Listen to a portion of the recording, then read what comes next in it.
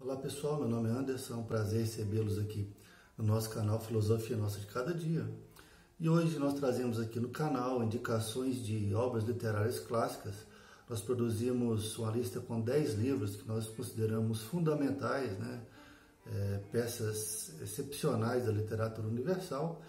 E a título de indicação, caso você seja leitor e deseje ter contato com literatura mais densa, mais bem elaborada, evidentemente que esses conceitos são baseados na influência que esses livros produziram sobre mim, na ocasião em que eu os li. Mas antes disso, eu gostaria de pedir a você que, caso ainda não seja inscrito, que se inscreva no nosso canal, que acione as notificações, que curta nossos vídeos e que nos acompanhe aqui no YouTube. E quando aqui eu me refiro à literatura clássica, eu não pretendo fazer uma discussão no âmbito da teoria da literatura, até porque não é minha área de formação, mas eu considero essas obras clássicas pela sua qualidade, qualidade literária, qualidade de produção, pela sua perenidade. Muitas dessas obras elas têm séculos de existência, desde sua publicação. E é sempre muito temerário você fazer uma lista tão curta, sobre um tema como literatura universal, que nós temos dezenas, centenas, milhares de obras fantásticas escritas na humanidade até hoje, mas a gente tem que delimitar. Então vou fazer aí as minhas indicações, os 10 livros que mais impactaram. Eu tentei colocar esses livros numa ordem mais ou menos cronológica das suas publicações. Então, primeiro eu gostaria de iniciar com Dom Quixote, que é uma obra de Cervantes, que foi uma obra publicada no início do século XVII, foi publicada no ano de 1605, que na verdade é uma crítica às novelas de cavalaria, que circulavam na época, que eram bastante comuns, e que traz a história de Dom Quixote de La Mancha, que na verdade era um nobre decadente, Alonso Quijano, que, influenciado aí pela leitura dessas obras de cavalaria, ele decide viver a sua própria aventura cavalheiresca. Então ele arruma um cavalo e sai vagando pelo país, enfrentando monstros imaginários, como gigantes e etc. Essa obra ela é considerada a obra mais importante de língua espanhola. Então, segue a nossa primeira, Dom Quixote de La Mancha. O segundo livro é Hamlet, do Shakespeare, a sua obra mais famosa e mais conhecida. Na verdade, é uma peça, como as demais obras de William Shakespeare.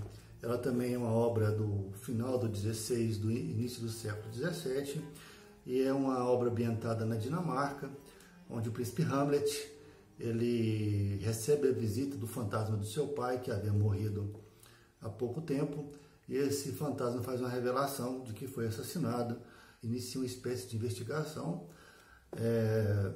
para ver o que havia ocorrido, e descobre que o seu tio, que havia casado com sua mãe logo depois da morte de seu pai, ele havia matado o pai de Hamlet. O terceiro livro da nossa lista é O Vermelho e o Negro, do escritor francês Stendhal, publicado em 1830, e é um romance realista, mas ainda com alguns elementos do romantismo. E nessa obra trata da saga de um jovem plebeu que ele, para subir na vida, ele usa, além do seu talento pessoal, a manipulação e a mentira.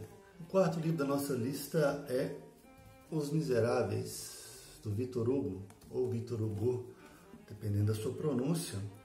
Ele é ambientado no período que vai desde a Batalha de Waterloo até os motins de 1832, e trata da história de um pobre cidadão, Jean Valjean, que ficou 20 anos preso, quase 20 anos preso, por ter roubado um pedaço de pão.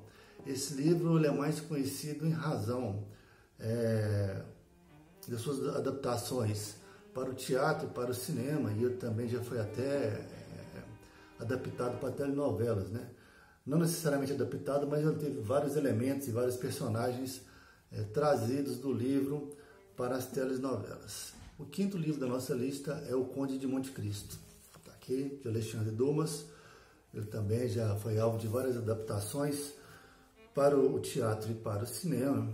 É um livro bastante extenso, né? Uma leitura que vai te tomar um certo tempo, mas é uma leitura bastante agradável e conta a história de Edmond Dantès, um jovem marinheiro que ele tem o seu amor e a sua liberdade roubada depois de sofrer uma trama por parte de colegas de trabalho e de amigos. Ele passa 14 anos preso e na cadeia ele conhece o Abade Faria. Ele instrui Edmond Dantès, ele ensina várias habilidades, ele fala sobre um tesouro escondido numa ilha, na ilha de Monte Cristo. Então o nosso herói ele consegue fugir da prisão, ele toma posse do tesouro e inicia a sua vingança. O sexto livro da nossa lista é Crime e Castigo, Fyodor Dostoiévski, que é o meu autor preferido. Ele está até um pouco desgastado, a capa dele, né, como vocês podem ver aqui. É uma obra que eu adquiri pelos idos do ano 2000 e foi uma das primeiras obras de literatura clássica que eu li e teve um impacto gigantesco sobre mim. Ele foi um livro publicado em 1866 e ele conta a história do Raskolnikov, um pobre estudante, um ex-estudante de direito que teve que abandonar a faculdade por falta de recursos. E ele tem uma teoria, ele separa a humanidade em dois tipos de indivíduos, os indivíduos ordinários e os indivíduos extraordinários. E esses últimos eles podem quebrar regras para promover o próprio desenvolvimento, né, o avanço da humanidade. E baseado nessa teoria, ele planeja o assassinato de uma velha agiota e acaba que na execução desse crime ele mata a irmã dela também, que estava lá, né, foge ao seu planejamento. E o nosso protagonista aí depois ele vai se mostrar arrependido, ele vê uma espécie de drama psicológico. E o sétimo livro da nossa lista é Os Irmãos Karamazov, vou mostrar aqui para vocês, também do Fyodor Dostoiévski. É um livro que foi publicado no ano de 1879 e conta a história do Fyodor Karamazov, um sujeito dissoluto, um farrista, um bêbado, um degenerado, né, um sujeito, um sovina, que ele constitui uma pequena fortuna, um pequeno patrimônio, na verdade, com o dote das ex-mulheres, com as quais ele vai ter 3 filhos, um do primeiro casamento e 2 do segundo casamento. E esses 3 filhos com características, com personalidades totalmente diferentes, né? E a trama vai desenrolar na relação entre o pai e esses filhos e entre as relações entre os próprios irmãos.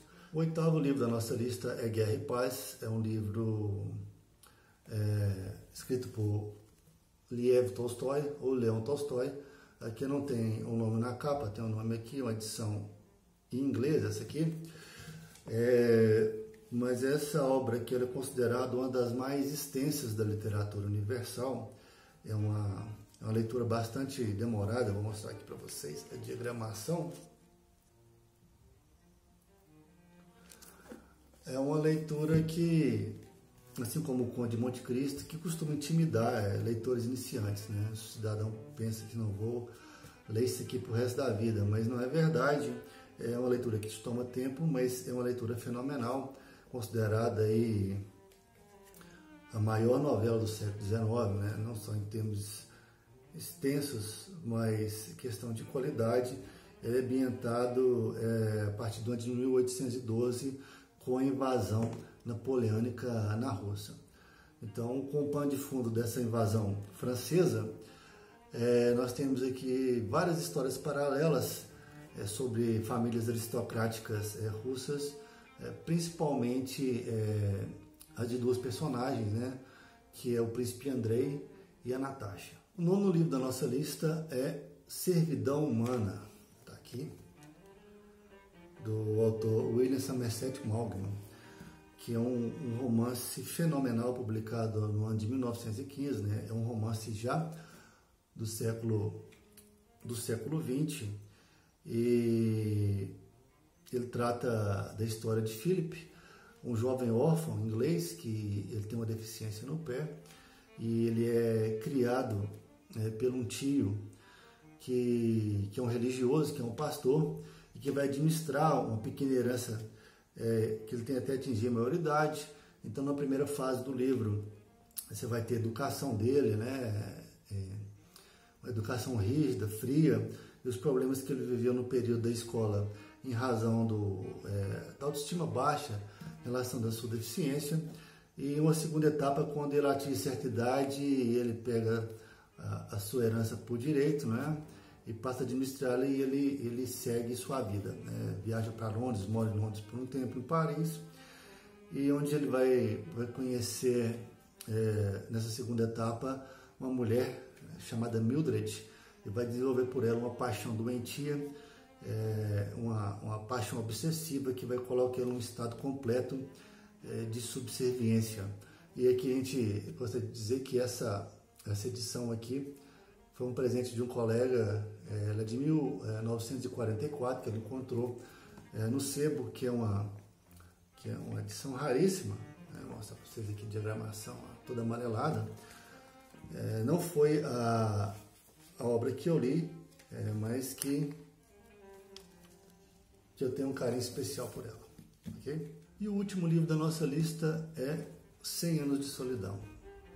Essa fantástica obra do colombiano Gabriel García Márquez, publicada em 1967, que vendeu mais de 50 milhões de cópias, que foi traduzido para várias línguas, né? Considerado o segundo livro mais importante de língua espanhola. Perdeu apenas para o Don Quixote, do Miguel de Cervantes. Esse livro conta a história da família Buendia, e várias gerações dessa família. É uma espécie de realismo mágico, com descrições de devaneios, de histórias fantásticas, mas é um livro que realmente vale a pena ler. Então, pessoal, nós encerramos a nossa lista, né? A nossa intenção aqui era apresentar essas 10 sugestões de obras-primas da literatura universal. Esperamos que vocês leiam esses livros, que vocês gostem desses livros, e aqui eu agradeço novamente por visitar o nosso canal e peço que não se esqueça de se inscrever, de acionar as notificações, de curtir os nossos vídeos e fazer comentários. Nos acompanhe aqui no YouTube. Um abraço e até a próxima.